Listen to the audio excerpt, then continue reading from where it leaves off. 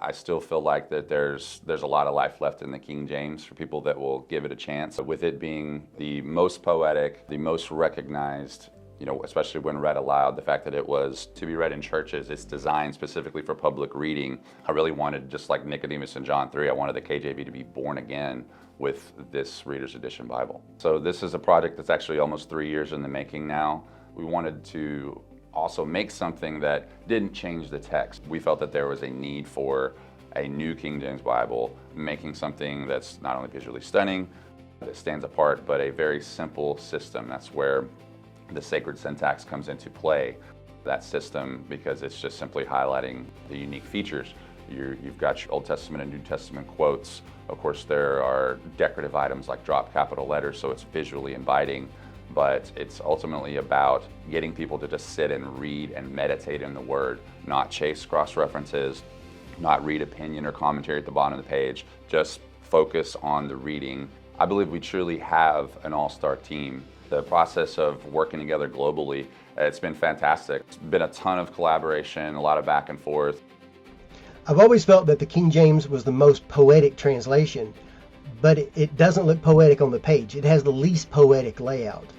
We have poetry, we have prose, we have lists, we have letters that one person wrote to another. We have different types of information in the Bible. Not everything is exactly the same. We have parables, we have prayers. I wanted to present the Bible as if it was more than just text on a page. So I wanted to draw you and for you to know it's sacred. Once we saw the Monarcha font and that Klaus's design, I just knew we had to have it. I knew we had the makings of what could be a great King James Bible. You have to have a design, you have to have a typesetting. These beautiful letters help you to decipher and the meaning of the text and put it near your heart. In this case, it's a Bible, so that's where it belongs. Type design in a Bible actually gives you might say, the sound of the book. So you might say, 2K Denmark, designing typefaces for Bibles, we designed the sound of the voice of God. You have, of course, the lumber, then you have the pulp production, then you have the mill in France that makes the paper, but that's just the paper. You can say the same thing from the letter perspective. The whole process has to come together in the Netherlands. Even the reading ribbons are sourced from all over the world to find the highest quality materials. The luxury department within Jongbloed, that's a department where we do a lot of craftsmanship.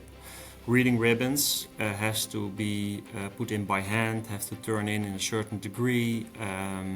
There is a lot of steps that has to be taken to take it to a certain level. One major thing we try to add to a Bible is that it should not distract while reading. It should add to the experience. Even the packaging, we want all of that to be worthy of the Lord, worthy of the quality of the King James Bible that we're producing, and ultimately worthy of when our customer gets this in our hand, that they truly go, wow, and they are drawn in to this Bible, and that they just won't be able to put it down.